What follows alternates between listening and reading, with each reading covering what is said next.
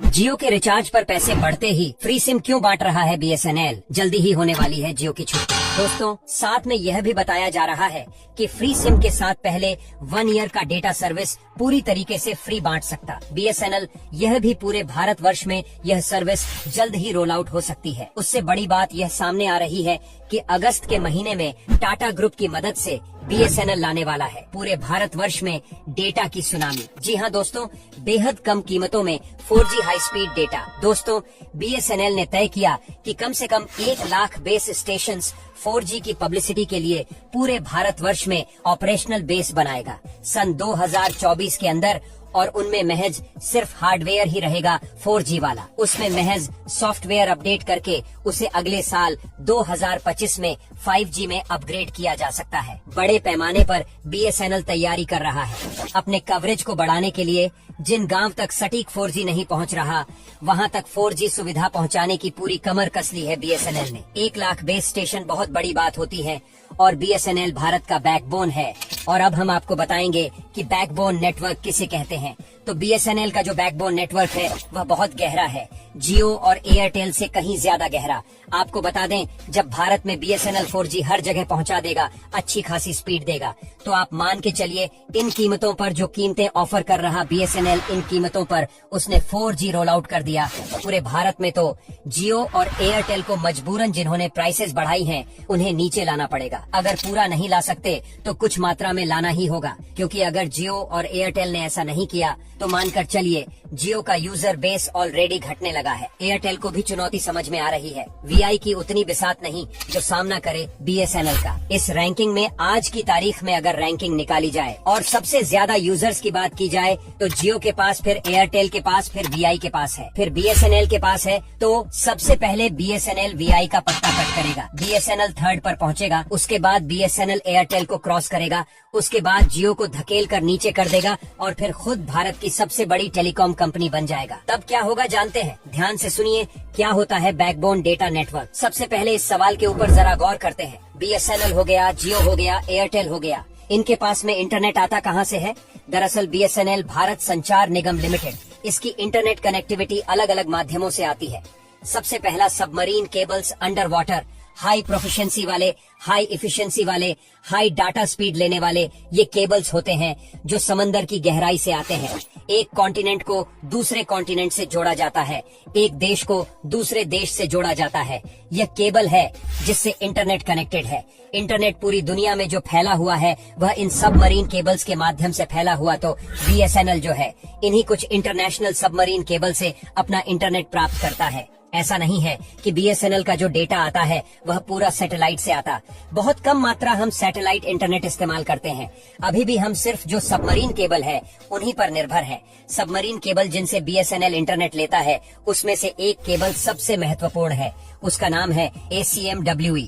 इसे कहा जाता है south east Asia, middle east, western Europe. Submarine cable साथ में बीएसएनएल इस्तेमाल करता है और फ्लैग का फुल फॉर्म होता है फाइबर ऑप्टिक लिंक के अराउंड और केबल्स के माध्यम से दुनिया से कनेक्ट होता है बीएसएनएल और दुनिया से फिर इंटरनेट की दुनिया में कनेक्ट हो जाता है। बात करें एयरटेल कहां से लेता है, जियो कहां से लेता है, तो पहले जियो पर आते हैं। जियो भी सबमरीन केबल से अपना इंटरनेट लेता है, बट जियो का आपने कई बार सुना होगा कि मुकेश अंबानी की जियो बड़े पैमाने पर निवेश कर रही है। इसी प्रकार के सबमरीन केबल को डालने के नए केबल्स को डाल करके भारत की कनेक्टिविटी दूसरे देशों के साथ करने के लिए केबल डालने का अलग पैसा, और केबल डालने के बाद उसमें जियो की जो पार्टनरशिप, उससे डेटा का पैसा, दोनों तरफ से पैसा खींचने की कोशिश, तो जियो जो है वह भी डिपेंडेंट है इसी प्रकार के सबमरीन केबल से। और सबसे बड़ी बात यह है कि बे ऑफ बंगाल गेटवे, ये जो सबमरीन केबल है, और साथ में south east Asia, middle east, ये जो दोनों इलाकों को जोड़ने वाला केबल है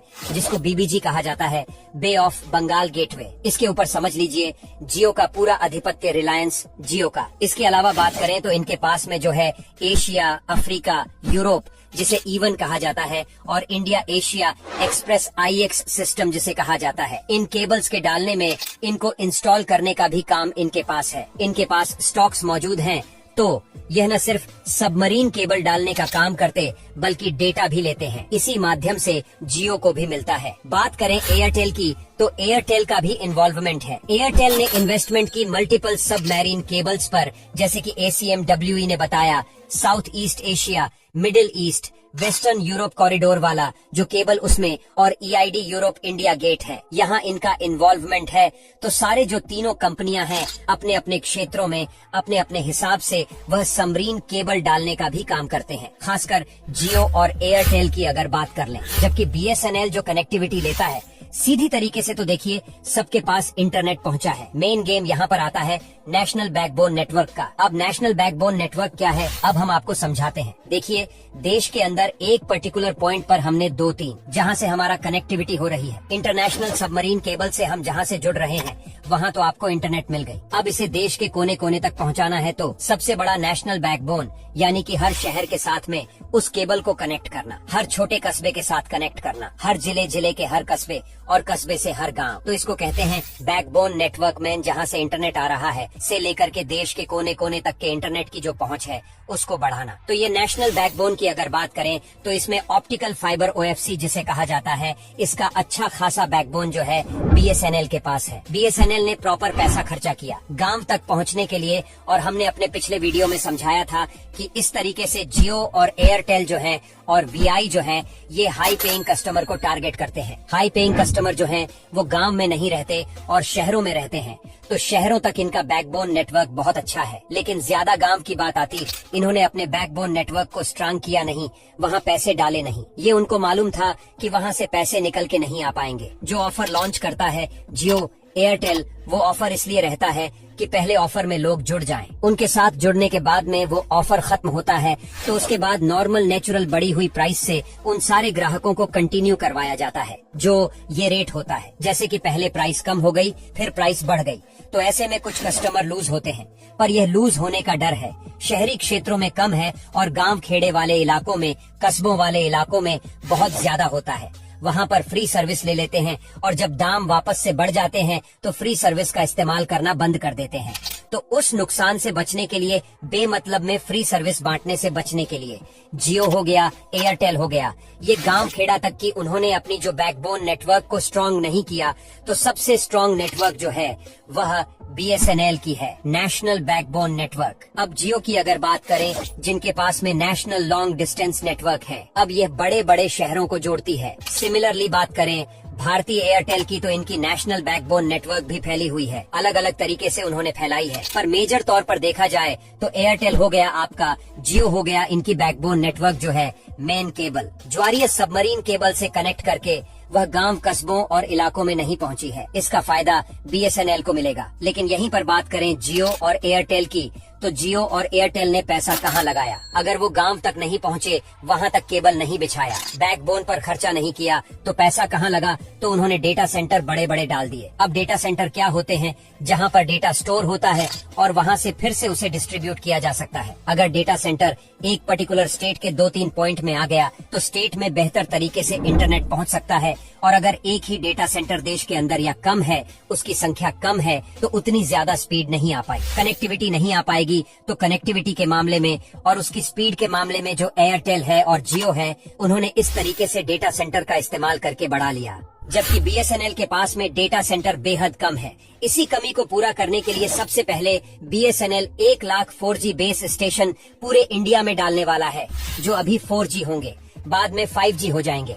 कवरेज ऑन कवर्ड एरिया में पहुंचाने के लिए 4G सैचुरेशन प्रोजेक्ट आत्मनिर्भर भारत के तहत BSNL चला रहा है, ताकि 4G कनेक्टिविटी गांव तक पहुंच जाए। इसके बाद नेटवर्क को अपग्रेड कर रहा है, फाइबर टेस्टिंग कर रहा है, ऑप्टिकल फाइबर केबल बिछा रहा है, सुपर एज राउटर्स इंस्टॉल कर रहा है, और सबसे बड़ी बात, ब्रॉडबैंड सर्विस की इन्हांसमेंट पर काम कर रहा है। और 5G रोल आउट करने के लिए उसने अपनी डेडलाइन तय कर ली है।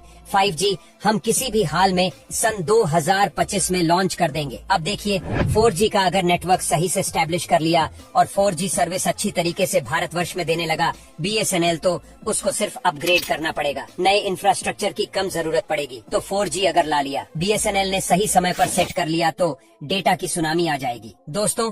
और उसके बाद में एक बार इंफ्रास्ट्रक्चर डल गया तो अगले साल उसको 5G में अपग्रेड करना बेहद आसान होगा। उसके बाद BSNL को बीट करना जियो एयरटेल के लिए, VI के लिए मुश्किल हो जाएगा। अंततः उन्हें भी अपनी प्राइस कम करनी पड़ेगी। हाँ, अगर इस बीच सरकार ने कुछ कर दिया तो कहा नहीं जा सकता। पर ऐसी स्थिति में देखा जाए तो इस वक्त BSNL पर पोर्ट करवाना बिग सिचुएशन लग रहा है। क्या आपने अपना पोर्ट कराया BSNL पर? नीचे कमेंट कर जरूर बताएं। जितना हो सके शेयर करें फेसबुक और व्हाट्सएप और यूट्यूब पर। धन्यवाद।